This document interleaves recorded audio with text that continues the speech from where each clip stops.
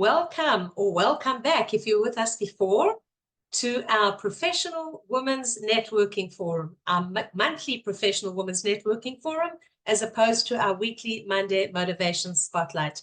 I'm Leslie Kaplan. Good to meet you if you're joining us for the first time. It's also wonderful to see so many regular faces. Today, we have a fabulous lineup for you. As opposed to having just one speaker, which we often do, we have a panel of amazing speakers with a topic that is very much needed all year round, but especially now during the challenges that we're going through. So our topic of the day, as you know, if you're joining, or for those that are listening to the recording, is integrating wellness strategies, successfully managing your life, business, and productivity, and overcoming challenges.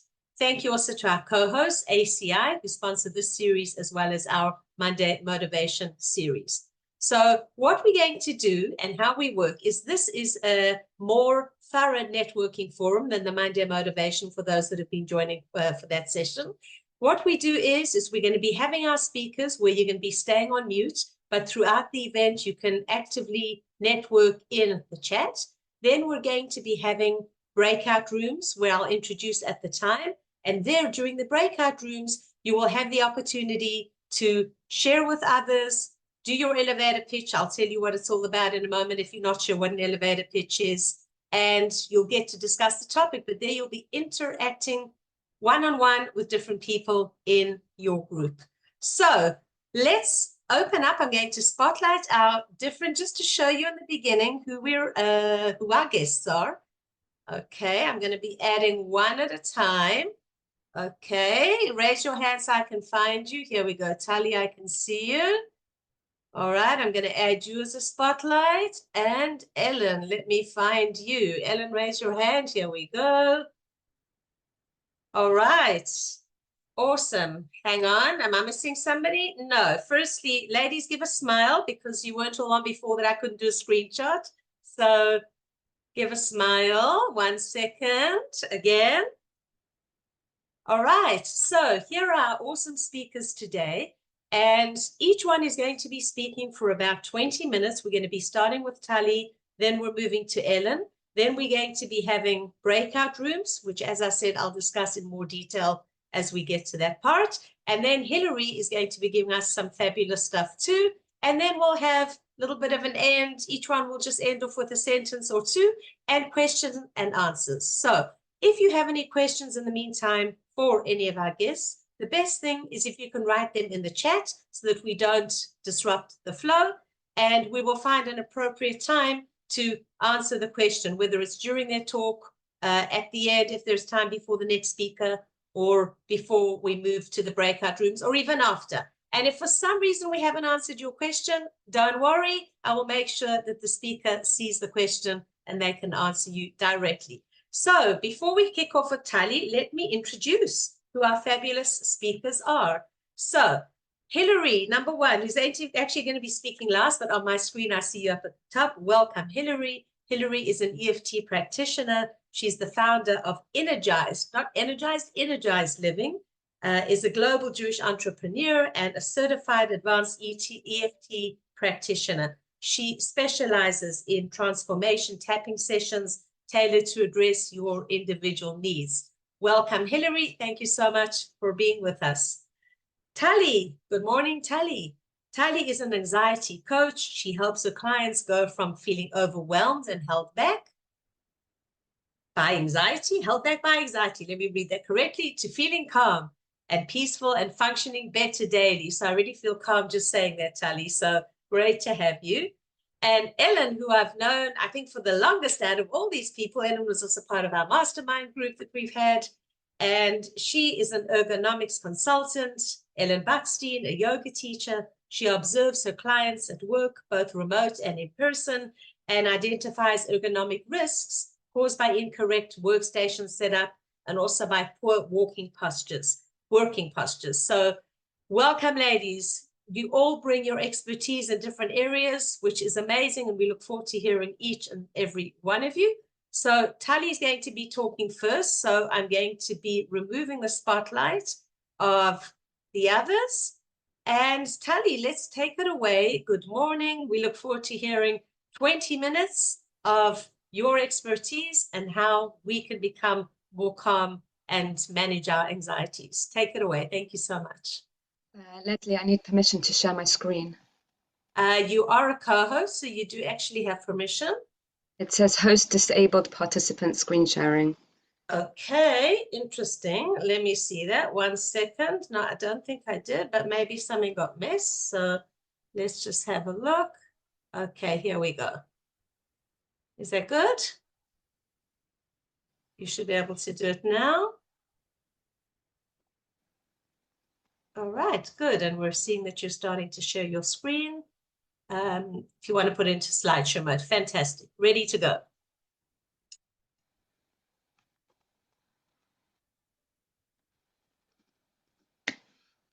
Hi, welcome. Thank you so much, Leslie, for inviting me to speak, and welcome everybody. So my name is Tali Vorolkar. I made Aliyah 15 years ago from London and currently live in Beit Shemesh. I'm an anxiety coach for mothers, and I graduated from the Jerusalem Coaching Institute with Leah Wisht. I help mothers who feel very overwhelmed and held back by anxiety to really calm that noise in their heads and the racing of their minds so that they can feel much more internally calm and peaceful and being able to basically function better on an everyday basis. So we're going to be talking about, it's not about having anxiety right now, it's about how you handle that anxiety. We're going to be talking about your circle of concern and your circle of influence and focusing on the things that you are able to do and showing up for your body so that your body will show up for you. I'll be sharing a lot of information, and it's going to be interactive as well. So when it comes to wellness and successfully managing anything in your life, the most important thing is having your basic needs met. And knowing what your basic needs are, that's what's really, really important. You're not going to be able to give yourself what you need if you don't even realize that you're lacking something. October the 7th wasn't a one-off traumatic event. We're not even in the post part of PTSD, as we're still in the middle of a milchama and we still have chatufim, unfortunately. We're still living in this trauma daily, and we need to find a way to deal with life as it currently is. So it's not about having that anxiety right now. It's about how you handle that anxiety. Anxiety exists for a reason, and in the right circumstances, it's needed. By prioritizing and really looking after your basic needs, you'll be able to handle everything that's going on right now so much better. In his book, 7 Habits of Highly Effective People, the first habit is being proactive. Stephen Covey, he talks about how everybody has a circle of concern and has a circle of influence in their lives. The circle of concern are all the things that you are concerned about and that you care about and you're worried about, but you have absolutely no influence over this area. Nothing within the circle is anything that you have control over. The circle of influence are all the things in your life that you also are concerned about and you care about, but you are able to have an effect on. These are the things in your life that you do have control over. So, for example, nothing I do whatsoever has any effect or influence in this milchama itself. There's nothing I can do that will affect the milchama. However, I do have control over how I can support the milchama and I can support the chayalim. So, for example, I can make a meal for them. I can donate money. Maybe I can pray for them. The goal is to decrease the amount of energy, time, and resources that you put into your circle of concern and instead focus them on your circle of influence. So instead of being paralyzed by the anxiety of being in your circle of concern, being in the circle that you have, there's no control, nothing you can do will affect. Instead, direct that to your circle of influence and you really use it to help you focus.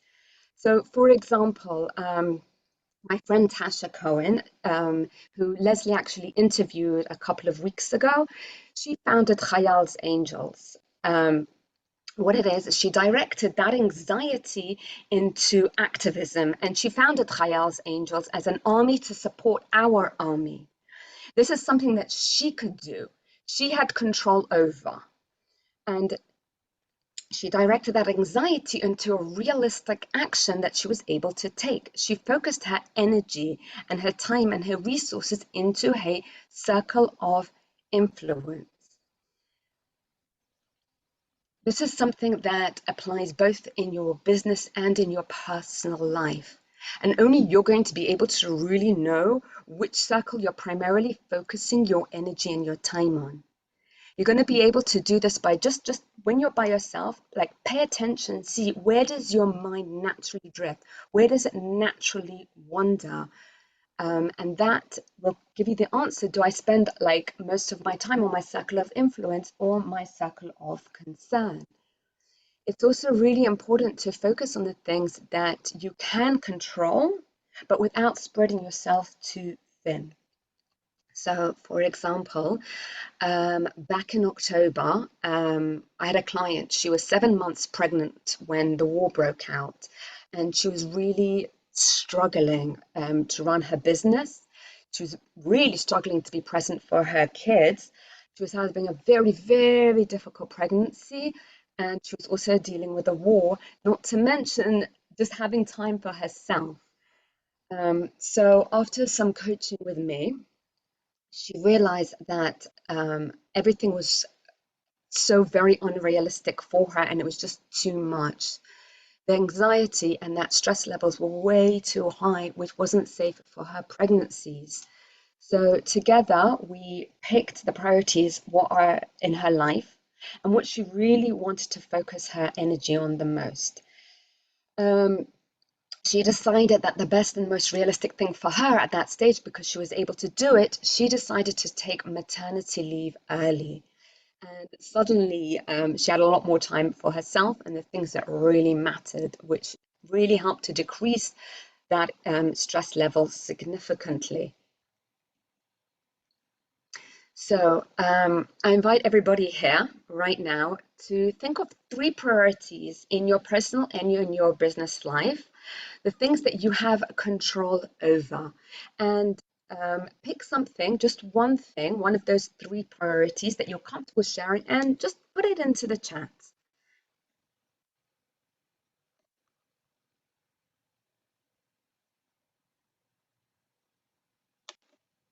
If anybody would like to share, what is one priority that they have in their life right now? Okay, Bryna said she's searching for a new apartment to rent. Hannah, healthy eating. Anybody else would like to share with us just one priority that you feel comfortable sharing with us? Getting to my son's wedding, yes. Healthy snacks at home, serving core clients, meditation daily.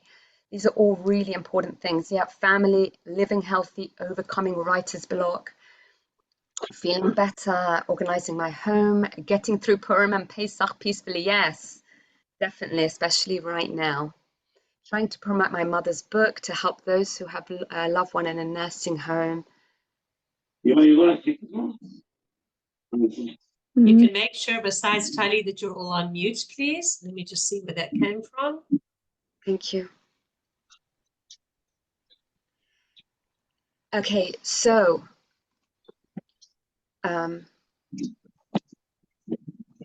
okay, now you have that one priority that you've picked.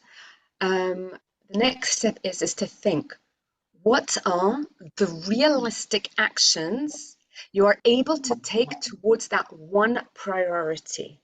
So let's say, for example, somebody mentioned, a few people mentioned that you picked eating healthier.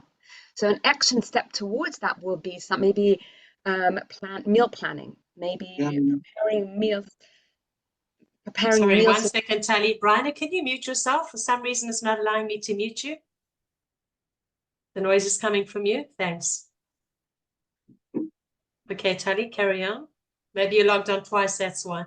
Could be the other one. All right, carry on, Tali. So let's say you picked eating healthier.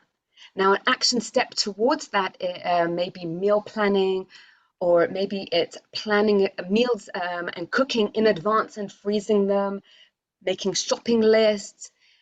Those would be examples of realistic actions that you could take towards that one primary goal that you picked.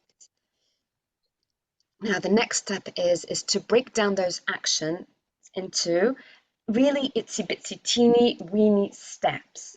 So, for example, let's say you picked healthy eating, and one of the things on that is meal planning. An example of a really tiny step towards meal planning is to look up easy recipes. Find out what healthy on-the-go snacks you could easily grab. When you're having cravings, what are the healthy options that you could easily go for? Now, any answer that you come up with, those are the things that lie in your circle of influence. It's the things that you do have control over. This is where you should really be spending most of your focus, your energy, and your resources on. Now, okay, so one priority in life, and one of the things that I would highly recommend making a priority in your life and can really, really be a massive game changer to your overall success in all the areas of your life, is really looking after your basic needs. Now, it's really, really easy to say things like, oh, when I show up for my body will show up for me. Everybody knows the cliche about, filling up your cup first, or you can't pour from an empty cup. You've heard it before. I've heard it before. We've all heard this before. However, when we are going through a really challenging time like right now, it's very, very difficult to keep ahead of it. It's very difficult to do it. So this is my suggestion, is to go basic. You need to know what your basic needs are.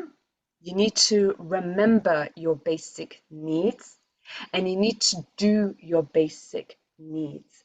And here are some suggestions to help you. Number one is to drink water, not vodka. So if you find yourself in a really unhealthy loop and you can't stop, I really strongly suggest don't put your energy into trying to stop if you're struggling to stop. Rather, take on one small healthy thing. So, how about drinking water? Okay, did you know that depression, that dehydration can mimic depression? About a year ago, I had a client through our sessions together, I started to notice that she wasn't drinking enough water. She very often had headaches, she felt lethargic, and it really was like affecting her mood. And all of this got in the way of her performance in her everyday life and in her career. One of the assignments that I gave her was to go out and buy herself a nice bottle. Okay, and she really started to drink, and it started to really make a big difference in her life. If you're struggling to drink enough water, go out and buy yourself a bottle, something that speaks to you, something that makes you smile. I actually very recently discovered the Smart bottle. Somebody gifted it to us. And you can actually see with my lovely pretty nails, you can see I took a picture of it. What it does is you can actually sync the bottle up with your phone and it will remind you to drink. I thought it was actually really clever. And on this bottle, you need to write your name in really, really big letters. And you need to remember that this bottle is yours and only yours. You don't share it with anybody, not your partner, not your spouse, not your kids, your uncle, nobody, whoever. This is your bottle and your bottle alone. And you really need to carry it around with you as if it's your mobile phone. So just as you wouldn't leave your home without your mobile phone, so too don't leave your home without your water bottle. You need to view it literally as your oxygen tank. So this will help you and remind you to drink more water. And another suggestion is to start eating something healthy. Grab an apple or a banana. That's really important. Just because you ate something very unhealthy for breakfast, like I don't know, maybe you ate a tub of Ben & Jerry's ice cream or something for breakfast, that doesn't mean that later on in the day you can't eat something healthy. You can grab an apple as a snack, okay? Maybe you can have a chicken salad for lunch or for dinner. Um, it's really important. Try incorporating something to eat something healthy throughout your day at any point. Okay, taking some advice from King Julian from the movie Madagascar, who my kids absolutely love. You need to move it, move it, move it. Okay, exercise. Now, exercise really can increase alertness and it can really help you focus. It releases endorphins, which is that like feel good hormones, and really can help to elevate your mood, and it's a natural painkiller. So even if you decide that you just want to walk around the block or you take the stairs instead of the lift, maybe you want at 3 p.m. to do 10 minutes of yoga. I personally have done like basic exercise just sitting at my table. You need to see what works for you. But the important thing is find a way somehow, something that you enjoy, just to move your body.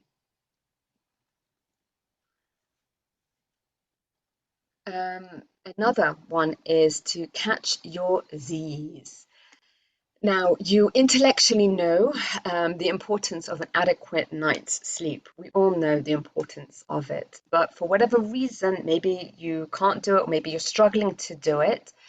So try have a short nap during the day.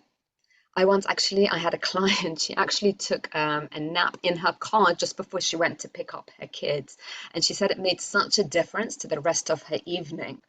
That she could show up and be the person and the mother that she really wanted to be as a result of just having that short nap in her car. So okay, so what is one small realistic action that you can do towards your body and you can really commit to it? Something that you know will make a difference. And put it into the chat now.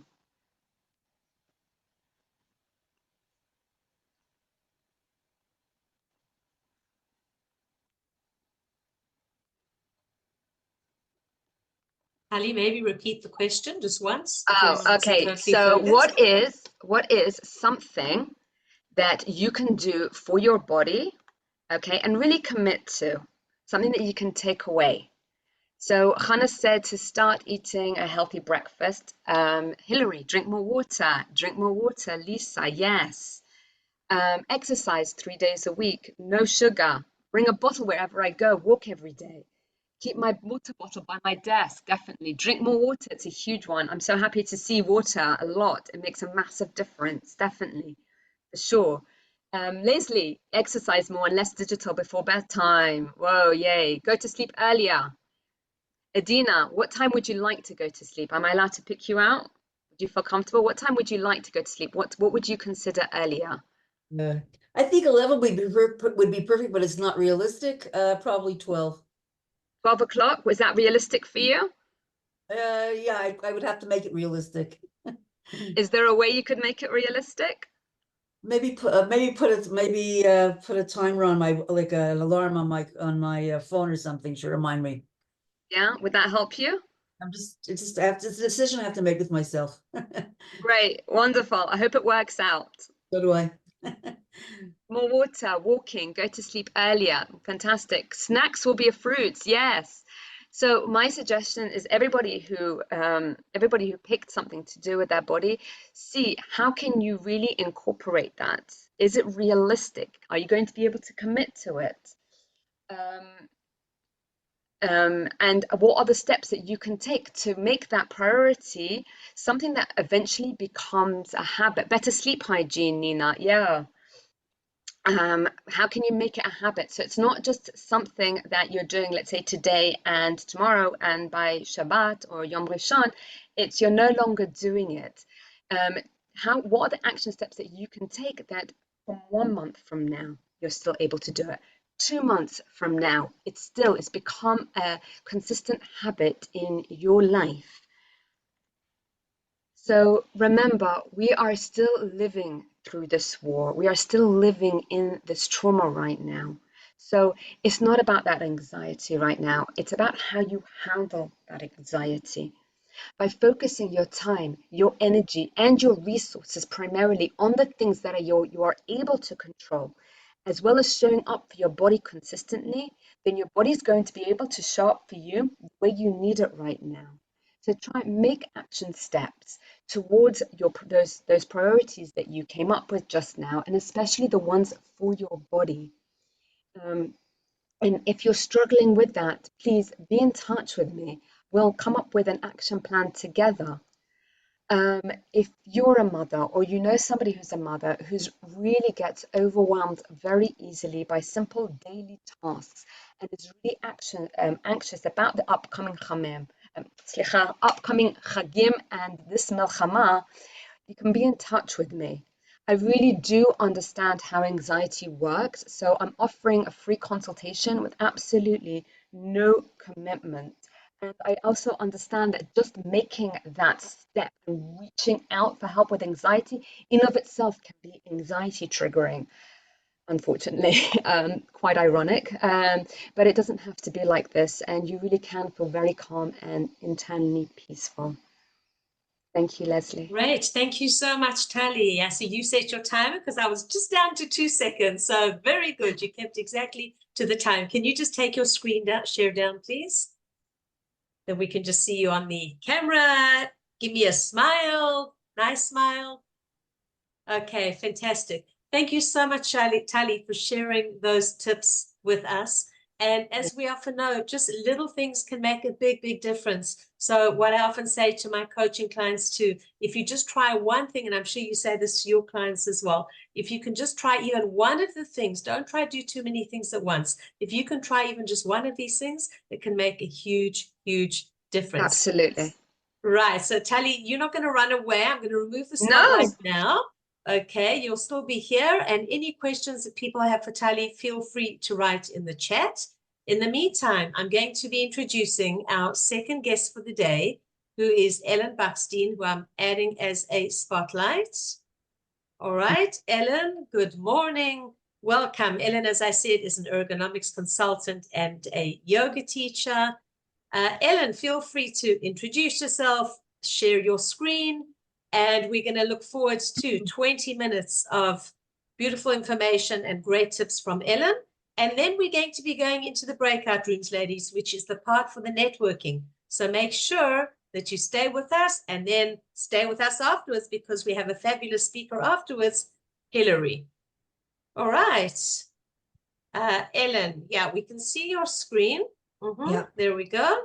Okay. All right. Good. Yep, we're good to go. Would you like to just give everyone a full introduction, say who you are, what you do, and then take it away? Thank you for being with us. Okay, great. Thanks, Leslie. And thank you for this wonderful opportunity and this sort of integrative opportunity, because there's so much connection between what Tali just had to share and what I want to talk about. But I'll introduce myself first. I'm Ellen Buckstein, and I am an ergonomics consultant. And I can't see anybody. It's a funny feeling here. Right, because you're sharing your screen. That's exactly I just why. can't see anybody. It gives me a funny feeling. But anyway, I am an ergonomics consultant and a private yoga teacher. And those things, of course, are connected because both have to do with paying attention to what you're feeling in your body and addressing those issues in order to have a better sense of well-being. So having said that, I guess I'll just play my here, 1 second. Sorry, Leslie. That's I okay. am sharing, right? Okay, so Yeah, you're sharing. We're seeing your main screen though. Work better, feel better. okay, so you're seeing what is ergonomics and why bother, correct? How better ergonomics can contribute to your sense of well-being. We're seeing the first one. We didn't see the second one. Oh, so I must not. Okay, so I'm so sorry. Just give me 1 second here to get myself into Sure, And- no And to problem. play here, I need to play oh, sorry, hang on a You second. clicked on play, but I didn't see actually anything move. Right, I'm sorry. Hold on a second here. Okay, no problem. I'm so sorry. Hang No on. problem. In the meantime, ladies, Oh, there feel we free. go. Some of you have already written in the chat. Feel free to continue writing in the chat and sharing what you do, sharing your URL, sharing tips, what kind of clients you're looking for, and Oh, I give see your the ask. problem is my screen sharing was paused. Okay, that was the problem there. Okay, is Am it I good now? It's not allowing me to resume the share, Leslie. So you know what? Maybe take it off. Take off your screen share. Okay, here, stop the share. So here we go. And then we actually just thought when you stop it. All right, so put it on again now. Okay, so And let me we go can back try to the again. game here for a second here. Okay, so All right, we're not I'm seeing here. it. Are we meant to see it? You certainly are. You're meant to see Okay. it. I don't share the screen. I'll try it one more time here. Mm-hmm. If not, then yeah. Okay, Okay, you should be good. seeing it now. Here we go. What is ergonomics and why bother? Mm-hmm. Okay. Okay, so ergonomics, there are many, many working definitions. This is the one we're going to go with today, that it's workplace design in order to optimize human well-being and overall systems performance. In other words, you are at the center of the story, and we have to design your workplace around you and your needs. It's not about 90-degree angles, which is what a lot of people think it is about. It's about how you feel and small changes that you can make to feel better. Ergonomics is also called human factors engineering. We focus on the human factor in order to feel better. So let's get into why bother. Why does good ergonomics matter? We're talking about well-being today. So an unpleasant feeling at work is going to prevent you from working as long as you want. Maybe that means going back to work in the evening, but you can't do it because you know that it's going to cause you a terrible, unpleasant feeling somewhere in your body. If you have discomfort, pain, or injury, it's going to affect your productivity. And that is why employers pay for their employees to have ergonomic assessments. Musculoskeletal injury is cumulative. In other words, you may not be feeling the pain today, but it's adding up. It's adding up over the long hours and the long years. So if we get things at the preventive stage, of course, that's where we always want to be. Now, this is this also go back to what Tully was saying. The body was made for movement. So if we were doing a quantified ergonomic risk and putting you in a risk category between 1 and 7, we could automatically drop you down a category by getting rid of maintained static postures. It's the easiest thing you can do to reduce your overall ergonomic risk. Get up and move. That's one way. Take more frequent breaks. Alternate your working postures. We'll get into some solutions and some suggestions afterwards. The reason you have to do that is because movement in your leisure time, although it's good for your overall health and sense of well-being, and we all have to do it and we all want to do it, it doesn't compensate you for those long hours of maintained static posture. So even if you go to the gym every day after work, believe it or not, it might not be as good to reduce your ergonomic risk as getting up for 2 minutes every half hour. And Telly used these exact same words. Small changes can make a huge difference. That's the beauty of ergonomics. The purpose of the small changes is not only to move more, but also to encourage neutral postures, which we'll get back into. All photos, by the way, that I'm using are used with permission. This is my own son-in-law. There are actually, he's very tall and standard furniture doesn't really fit him. So this is how he really works. This is an example of bad workplace ergonomics. So we're talking about noticing, increasing your ergonomic awareness to have a better sense of well-being, noticing that you have to make some changes. So number one, if you're experiencing pain or discomfort that's getting worse from work, it's time to make some changes.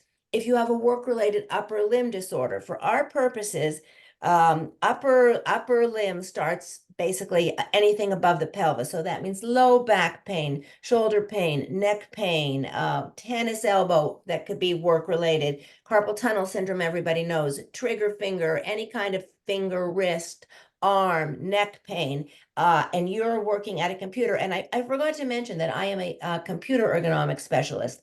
There's also factory ergonomics or sleeping ergonomics. It's connected to everything, but I look at people how they work at the computer. So if you have a repetitive strain disorder, and that could be similar, but it's not exactly the same thing as an upper limb disorder. It's time to make some changes.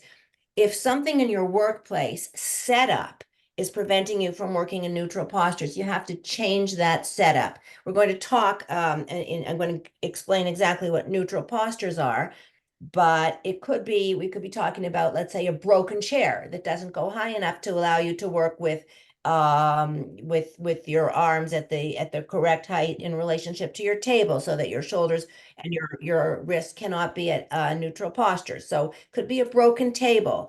It could be a monitor that's stuck in the corner, even though you want to look in front of you and your neck is hurting, but the cables are too short and you don't know how to fix that problem. So it could be something in your setup, okay? If your body just doesn't feel good at your workplace, if there's some kind of non-specific annoyance below the radar, that's a sign that something has to be changed. If you work long hours and maintain static postures. Now, this could be a matter of habit, or this could be a matter of work. First of all, working long hours, more than, believe it or not, 6 hours a day is considered to increase your risk. But I'm almost taking that as a given that we all work the number of hours that we need to work. And I'm not suggesting anybody work less hours, but you have to break up the maintained static postures. That can be by breaks, and that can be by alternating your working postures. You can alternate between sitting and standing, or some people put a treadmill under their desk. A very easy thing that most people can do is to get a wireless headset and walk around during meetings or when you're on the phone, but not on camera. If you work on a laptop without an external riser, which, by the way, the minute you're on an external riser, it necessitates using an external keyboard and mouse. If your main computer workstation is a laptop, you have to, and sitting directly on a desk, not on a riser, you must make some changes, because it's not possible. And the taller a person is, the worse it is. It's not really possible to work correctly on a laptop. They were never meant to be someone's main workstation. If you work from a bed or a sofa, there really is no safe way to do that. You have to make some changes. And if you're working at a dining room table and you haven't made adjustments to your to your height ratios to allow for that, you need to make some changes. The average dining room table is the recommended work surface height for a person who's 6'3", okay? So if you moved home, let's say if you had an office, or maybe in the best case scenario, you had an office that was had good ergonomic setup, and you moved to working from home during Corona, or you're just working at home off a dining room table, you have to make some adjustments. And by the way, at the end, you can send me an email and I'll send you some very, very short YouTube clips that show you some simple and inexpensive ways to just adjust for that situation, okay? So let's talk about, we talked about the risks from prolonged static postures. And by the way, what are those risks? We're all working in this forward body posture. The risks are they start out as risks to connective tissues, which stay in a contracted position, but it ends up that risk over time, if the connective tissue, that means tendons and muscles and everything, if those things stay contracted, it eventually affects your, it starts muscular, goes skeletal. It's eventually going to affect posture in a way that can't be reversed. So we want to reduce the risk from prolonged static postures. Now, this is great, but the only problem with this picture is that she's in a chair, and in general, any stretches that get you out of your chair and away from your desk are better than stretches you do in your chair at your desk. However, it's not always possible to get away from the desk. Okay, so ways to reduce the risk. Number one, increase your ergonomic awareness. When I do a risk assessment on somebody and I list mitigating factors, high ergonomic awareness is a mitigating factor, okay? You want to work supported from the ground up. This is a principle from yoga and also ergonomics, that in every pose there has to be stability and ease. And since it's not really possible Ease is the result. So we want more ease in the upper body. We need more stability in the lower body. That means feet supported firmly on the floor, thighs supported, lower back supported. If your legs are on one side of your pelvis and your back and upper body, or neck and upper back are on the other side of the pelvis, if your lower body isn't doing the work, the upper body has to do the work. So it's a trade-off there. You want to work with neutral postures. We're going to illustrate them in a minute. You want to alternate your working postures if possible. We discussed it. I mean, there's a million things you can do. Not all of them are expensive. For example, a physio ball might work for somebody, or a treadmill under your desk. There are all kinds of things. A height adjustable desk, of course, is a very working. Mixing up your postures all day is ideal. You want to adjust your setup and habits to work in the neutral postures. Okay. Setup means the way things are arranged on their desks. Habits is of course the hardest thing to change, right? Everybody wants a new chair, but a new chair can never solve anybody's problems, even if it's like the perfect chair for you. It's an awareness of how you use that chair. And you must take frequent breaks.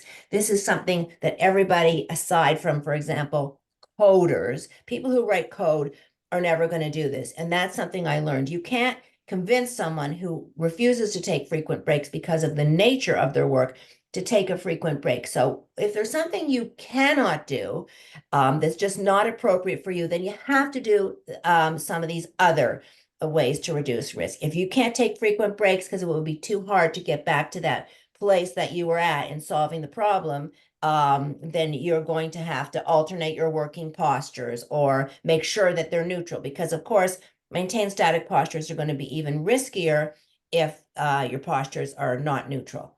And you might want to use break reminder software, if not to take a break, then at least to notice what's going on with your posture. Okay, and get up and move and stretch in the middle of the day. So this is how we should work. All right, so this photo here shows support from the bottom up. The feet are supported on a footrest. Footrest just brings the ground to you. 2 feet firmly supported on a stable surface. Thighs and pelvis are supported here by sitting into the back of the chair, and so is her trunk. That allows ease in the shoulders and arm. Okay, this is neutral. Okay, we want to work with the forearms supported. It doesn't matter at all if your forearms are supported on the desk or the armrests of your chair. If you're not supported from below, if you're not supported from below, we said if you're not supported from your lower body, your upper does the work. If you're not supported from below your forearms, your shoulders and neck are going to have to do the work. So we want to make sure the forearms are supported. That's a must. Okay, your hand extends in the same line as your forearm. In other words, that's called a wrist neutral posture. That means your hand should be like this. Not like this. Like, for example, if you're working with your elbow above the wrist, let's say you're standing and your computer is on your kitchen counter, that's not a neutral wrist posture. Okay, if your elbow is too low and you're working like this, that is not a neutral wrist posture. So it's very important that you're working, your hand is extending in the same line as the forearm. That's neutral wrist and neutral neck postures. Okay, and if you're not working in neutral neck postures, you're probably going to feel it. A neutral neck posture is looking directly in front of you with your body, the midline of your body lined up, let's say, to the middle of your screen. And you don't, if your screen is too high and you're extending your neck, that is not a neutral neck posture. If you're looking down at your laptop that's on the table, that's not a neutral neck posture. And if you're looking to the left or to the right, it's not neutral. And if you stack those awkward postures one on top of the other, your wrist goes factorial. Okay, so this is how we work. Probably many of us, all of us sometimes, and this is how we should work. And oh, sorry about that. I'm going to, after this slide, we're getting into a few stretches. So this is the low height of the laptop that's dragging everything forward here. And here you see on the right, the person has got their 2 feet on the surface. There are things I don't love here. His forearms are not supported. These are the armrests of his chair, which are down here. But you can see that raising the laptop height allows him to raise up his neck and work in more or less neutral postures. I do want to have some time here to get into some stretches, okay? Yeah, So we got 4 minutes left, okay? okay, fine. So then I'm going to have to just fly through this. This is a simple spinal stretch. This is working on the creating space between the discs of your spine here. She's well supported by the feet. Unfortunately, she's still in her chair. Here, this is getting out of the chair alone. That's a great thing. And the idea here is that by activating her lower body, she's giving the upper body a rest. This is something that we need to do if we're hunched forward, for closed forward body postures. Open up the chest. These poses can be a simple way of doing this pose is just grabbing your alternate elbow with alternate hand behind your body. Again, standing is great. This is a shoulder opener, and a really easy way to do this is just stick your hand against the wall and bring the elbow forward. You can put your other hand on the shoulder to feel the opening in the shoulder.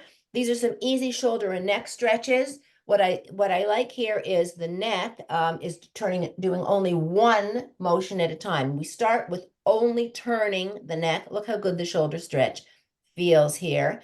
And then here we lean. We don't combine turning and leaning until we first turn and then lean, okay? Here is a nice shoulder opener.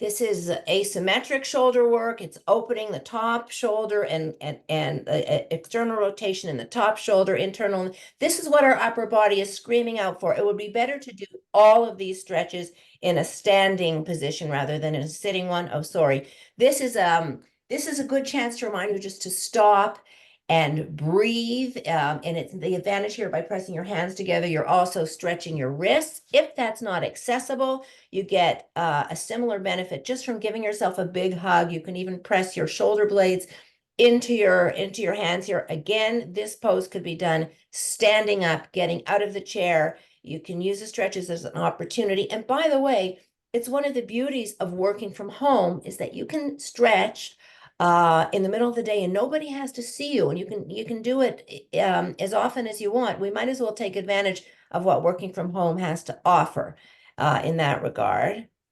I'm not advancing here. Okay. Why am I going backwards? That's so strange. Okay, this is wrist stretch. I wouldn't do this if you were working.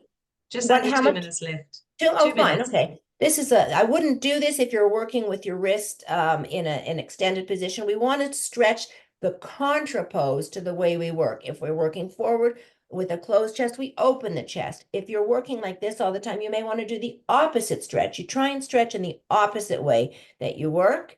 And oh yeah, this, if you want to contact me, this is an ebook that I put out, or you can just get it from my website at the bottom here. Go under blog and scroll down. It's the ergonomics of working from home. It's tips on how to adjust your dining room table working station, or you could contact me and I will send you some just generic stuff from YouTube, short practical clips on how to basically work better so that you can feel better. It's not just feeling better in your body, it's feeling good in your body and feeling good about yourself. We spend a lot of hours at the computer, and we can, just by increasing our awareness, use that time to have a better sense of well-being. I really do believe in it with my whole heart. So thank you again, Leslie, for this opportunity. I hope it was helpful. Okay, fantastic. Thank you, Ellen. If you can just take down your screen share, please. Amazing. Thank you so much for sharing these tips with us. These are super important tips, as we all know. Let me just remove your spotlight.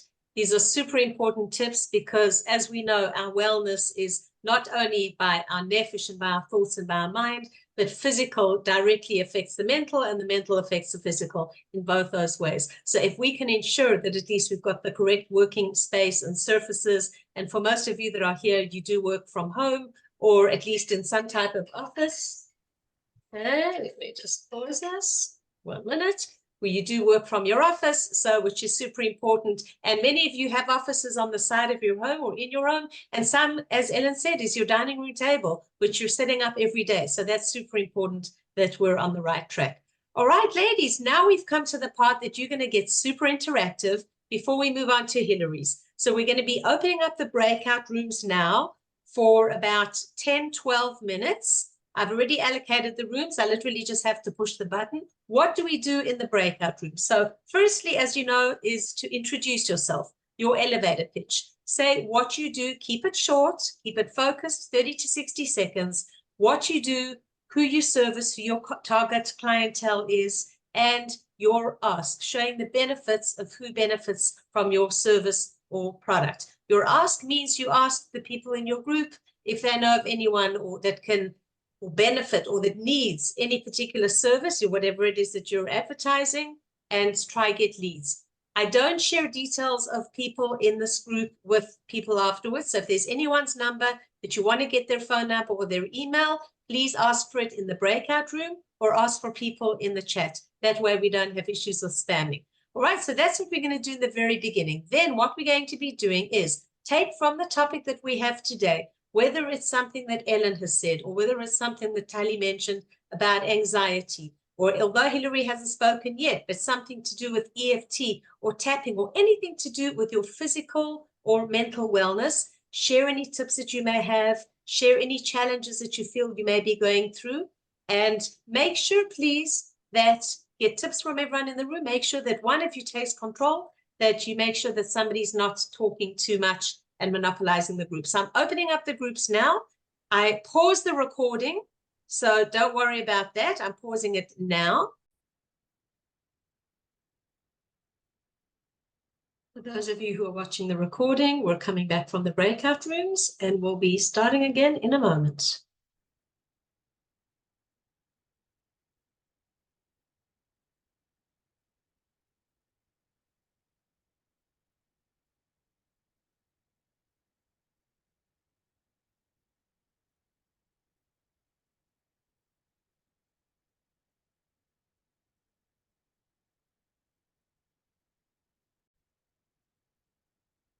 Okay, ladies, so we're back from the breakout rooms. Yes, it was short and sweet. Sometimes I do more rooms, but then sometimes people end up leaving just as we open the breakout rooms, so we get landed up with smaller groups. So you certainly had the chance to share some of what you do, your elevator pitch. Some of the groups I know discussed more about the actual topic than others.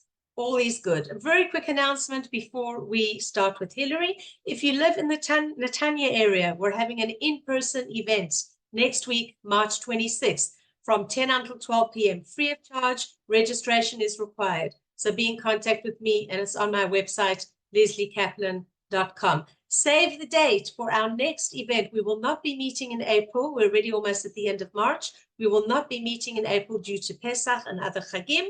Save our next event, which is on Monday, May the 20th, for another double event like today, starting off with the Monday motivation and then leading into the professional women's networking.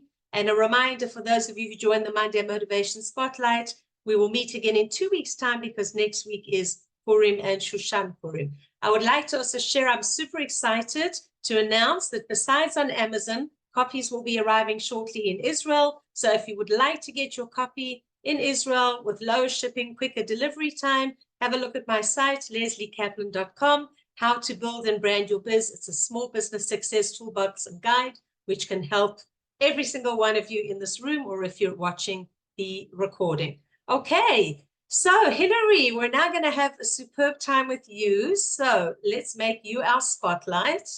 And Hillary Kushner, thank you so much for joining us. Delighted to have you here. Please share your energy, your expertise. Take it away. Ladies, it's an amazing honor to be here with such amazing women. I mean, the ladies in the breakout room were incredible.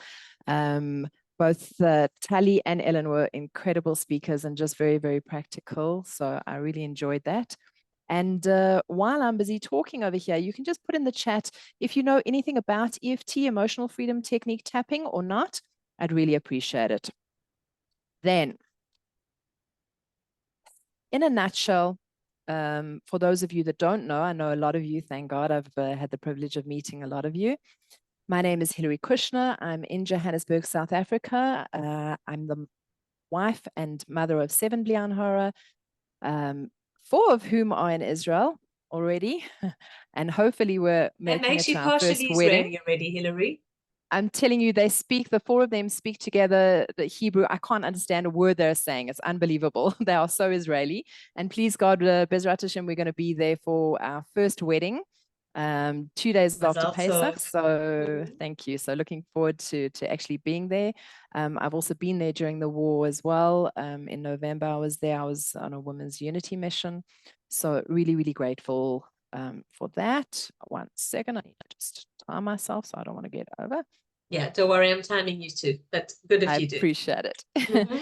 And then, so if anybody suffers from anxiety, negative thinking, overwhelm, traumas, cravings, even PTSD and physical ailments, a lot of that is all coming from emotional stuff.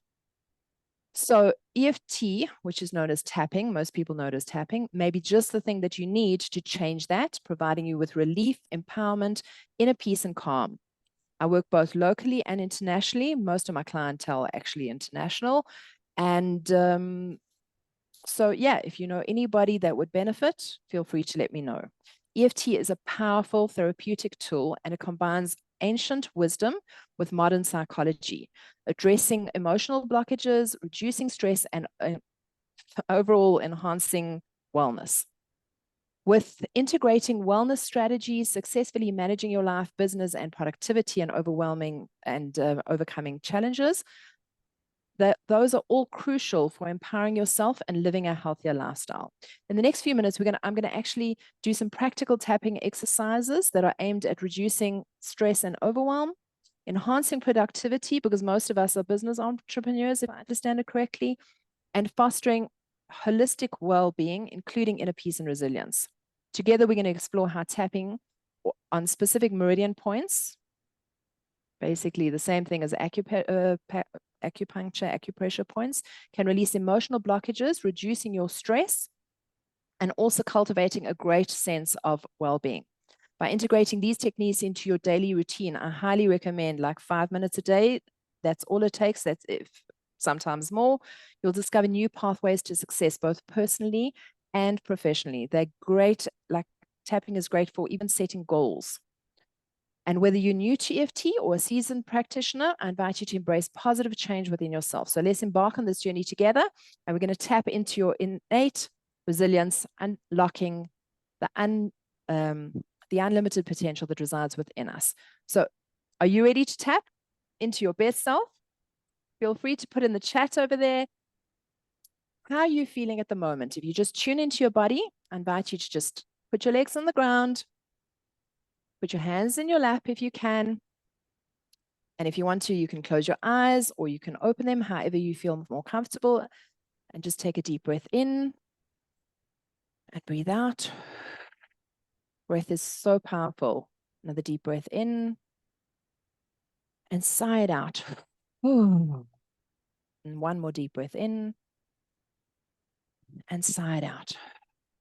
And just you can close your eyes and you can just tune into your body. We're just noticing and just feel where in your body do you feel any tension, any feelings that might be bothering you, any thoughts that are popping into your brain. And while you're doing that, just rate it on a scale of 0 to 10. If 10 is the most intense that feeling is feeling and 0 is nothing at all, just feel free to just tune into that and rate it. Also just notice if there's a color. Is it a dark color? Is it a light color? Where in your body are you feeling that color? Does it have a shape? Or is there a symbol that comes up for you? We're just noticing. And in the chat, if whoever wants to share, just share what is it, the thought, the feeling, the emotion. Just rate it. And if you want to share the color, feel free to share, but at the same time, you don't have to share. I'm going to actually change the screen so I can see. Okay. So I loved what Tali said about how to handle your anxiety and all those practical tools.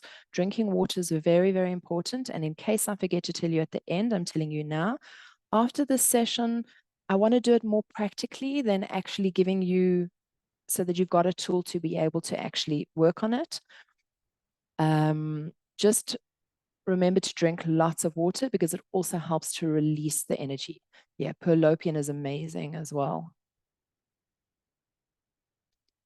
Okay, so a lot of people seem to know about tapping. Great. So what I'm going to do is I'm going to just delve straight into it. And as you're putting in the chat over there, what exactly you're feeling or the actual intensity of those emotions, I'm going to just feel free to just copy me. You know, as they say, monkey see, monkey do. And I'm not calling you monkeys, don't worry. So on the side of the hand over here, where that fatty part of your hand is, that is where we start off with a setup statement. I'm not going to go too much into it because a lot of you seem to know about tapping already.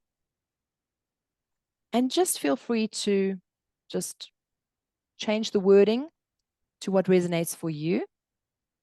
And if I say something that doesn't resonate for you, just change it to what does. Okay. And we're going to say, and you're going to repeat after me. And that's why all of you are muted, so that we can all hear our own voices.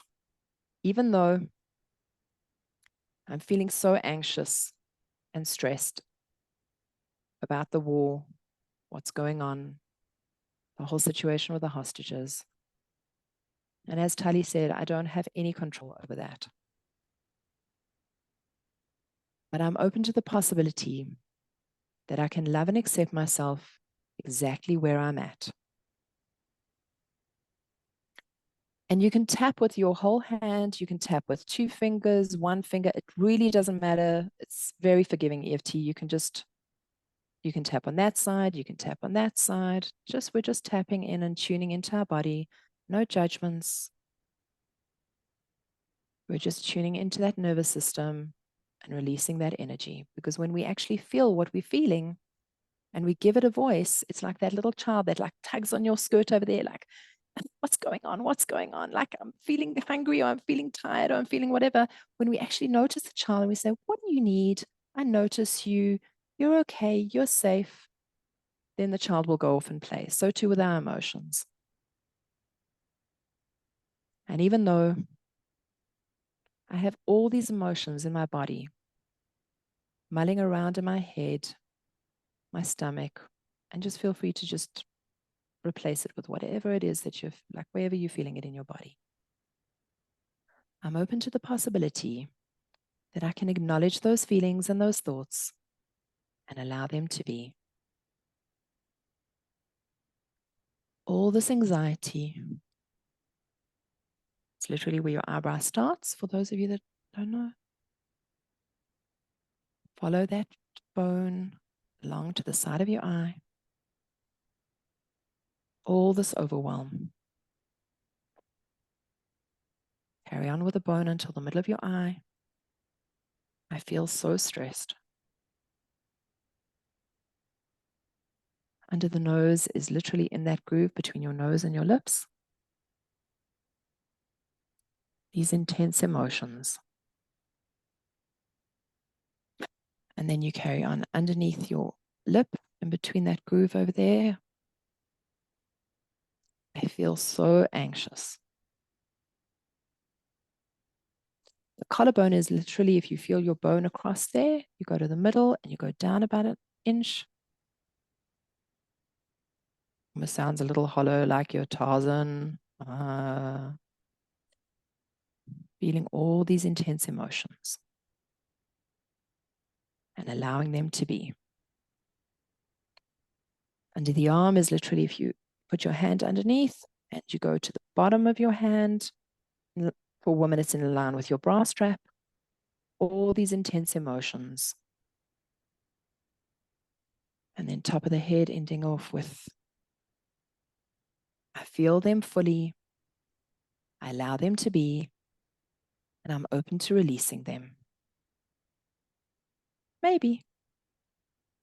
Maybe not, but maybe. Okay, now just take a deep breath in and breathe out, side all out. And just notice, has that emotion intensified? It's gone up? Has it gone down? Or has it stayed the same? And feel free to either use a thumbs up, put it in the chat, up, down, whatever it is. That is called a round of tapping for those of you that don't know. Okay, great, Annette, thank you. And when the emotion has gone down, I would say to like about a 2 or 3 level, that's when you can actually start bringing in a positive, what I call a positive round of tapping. So I want to actually do a little bit of a visualization at the end. So I'm going to just go on to a positive. Feel free to, like, after the session, to just go and tap by yourself. Hopefully from doing the few rounds of tapping that we'll do, you'll have now this tool to be able to tap. Oh, and before I forget, I want to show you the secret tapping points. So the secret tapping points is on your hand. So when you're in a Zoom like this and you're tapping, you didn't know that I'm busy tapping on my fingers, did you? You tap on, literally, it starts at the top over here on your thumb. It's literally as your nail bed touches your skin, you're tapping there, and you can tap through the points. This one's actually on the bottom, but for ease of reference, we just do on the top. That's actually tapping. So some people don't feel comfortable with that. And this is also a very important point for those of you that have sensory issues. If you don't like the tapping, you can actually just hold the points. And if you really don't even like holding the points, you can actually just tap away, just put your fingers in front there. Because we're all connected through energy, that's how we connect to Hashem, that's how we connect to one another. You can actually still, that's how I can do tapping through through a screen like this. So going back to the finger points, you can actually just squeeze on either side of the nail bed. And our body knows this already. Most of us, when we're feeling stressed, we go, oh my goodness, or oy vey, or, or you see people playing with their fingers. Your body knows already, like, exactly the tapping points before I even taught you. In fact, before Perlopian or anybody else came on the scene, it knew already. Okay, so now just going back to this positive round. So even though, and just repeat after me, I feel a little less stressed and perhaps a bit more relaxed, I still have some intense emotions in my body, and I acknowledge that part of me that's feeling stressed or overwhelmed or anxious. And I'm open to releasing that from every cell in my body right now, in this moment. Releasing all this pressure, releasing all this anxiety. I've just found a new strategy for wellness. I can successfully manage my business, my life. I can be productive. I have the ability to overcome challenges. And just replace it with Hashem, God, however you call it, really does have my back. And even though I have no idea why I'm going through this right now, I'm choosing to release all these emotions that are holding me back. I'm allowing myself to feel relaxed, to feel calm, to tune into my inner peace. And yes, it's still niggling in my body,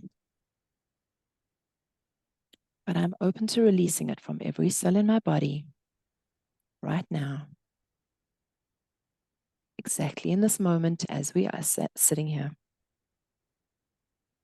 I am safe right now in this moment. And so I can relax all the muscles in my body.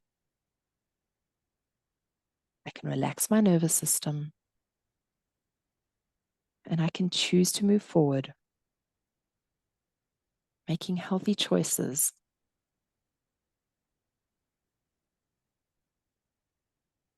I am safe in this moment. Just for now, I am safe. Deep breath in, breathe out.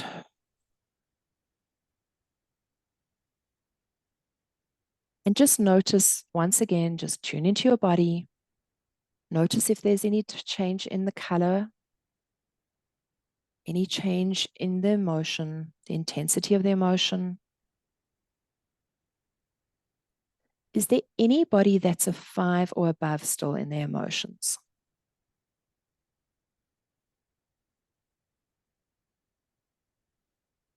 Okay, Hilary, if you can just do a summary and end off, I'd appreciate it. Thank you. Sure. So, just to summarize everything in a nutshell, the bottom line is that we have all the tools that we need within us to be able to move forward, to be productive. And no matter what is going on around us, as Tali said, our circle of influence and our circle of control are two completely different things. But we do have our circle of control, and that is within us. And if we can just allow ourselves to just listen to ourselves, listen to our bodies, we can actually move forward in whatever it is that we're trying to achieve, whether it's being a good wife, a good mother, or a good business entrepreneur. And if anybody would like to be in touch with me on a personal level, feel free to tune in. I'll put my details in the chat. I do have a 20-minute discovery session. So yeah, just be in touch, and wishing everybody a year full of bracha and hatzlacha, and just everybody should be safe and well and healthy, and all the hostages should come home safely. Amen, amen, amen. Thank you so much, Hilary. Thank you for that. And I think it's definitely good that we put you third, because that way we're all relaxed and calm now. So that was a great way to finish. Before we end off, ladies, just stay with us for like another minute or two. I would just like to go to Ellen and to Tali, just to give one sentence to sum up. Ellen, I'm going to spotlight you first. Literally one sentence summary, a tip that people can take home with them. Thank you so much. I say, pay attention, just stop, take a moment, pay attention to your body, and ask yourself, what can I do to feel better right now? Absolutely. That's a very, very good thing. And being in contact with our body, in touch with how we are feeling. All right, Tali, if you want to just unmute yourself, you're muted, and I'm just going to add you as a spotlight. If you can give us one tip, your parting words, please. We're not hearing you. Here we go. Now we can. Yeah.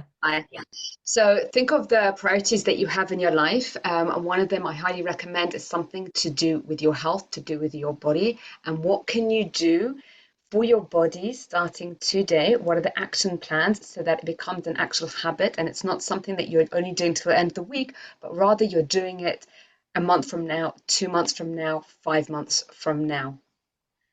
Okay, amazing.